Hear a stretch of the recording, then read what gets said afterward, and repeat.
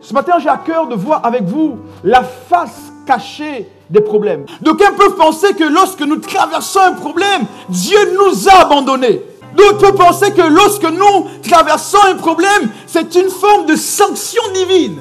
Vous avez découvert que le mot problème n'existe pas dans la Bible, que dans le langage de Dieu et dans l'environnement de Dieu, le mot problème n'existe pas. Lorsque Dieu veut vous amener dans une autre dimension, il permet que des conflits existent. Il permet que des problèmes se créent.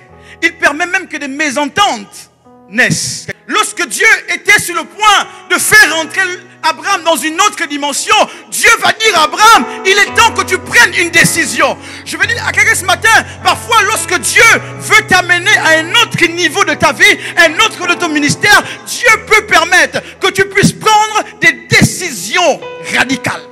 Et c'est là où lorsque Dieu veut t'amener à un autre niveau, il permet qu'il y ait des séparations. Je suis entendu ce matin qu'il y a des séparations qui sont pour la gloire de Dieu. Et voici que Dieu va dire à Abraham, sépare-toi de Lot. C'est dès l'instant que Abraham a quitté Lot, du moins Lot a quitté Abraham, que Dieu va venir parler maintenant à Abraham. Il dit, lève les yeux, vois, je te donne. Le cœur du message, c'est qu'il y a deux faces.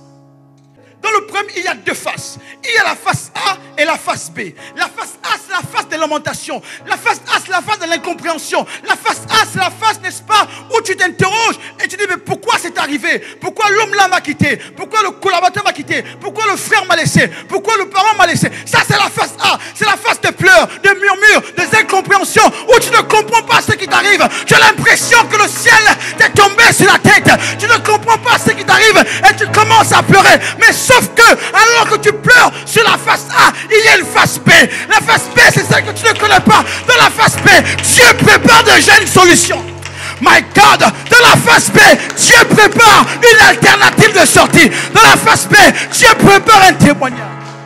Laisse les gens se moquer de ta situation. Ils te voient prendre les métros tous les jours. Ils te voient au chômage. Ils te voient galérer. Ça, c'est la face A. La face A de ta vie. Mais ce qu'ils ne savent pas, c'est que Dieu prépare une face B. Première chose, lorsque tu traverses des situations difficiles, des problèmes, lève les yeux. Lève les yeux, c'est voir au-delà de la montagne. Le problème avec beaucoup de chrétiens, c'est que nous nous focalisons sur la montagne. Nous nous regardons au problème. Nous nous identifions au problème. Mais si nous apprenons un temps soit peu à lever les yeux, voir au-dessus des problèmes, nous verrons, n'est-ce pas, le miracle. Il dit, lève les yeux. Deuxièmement, il dit, vois. Vois-tu?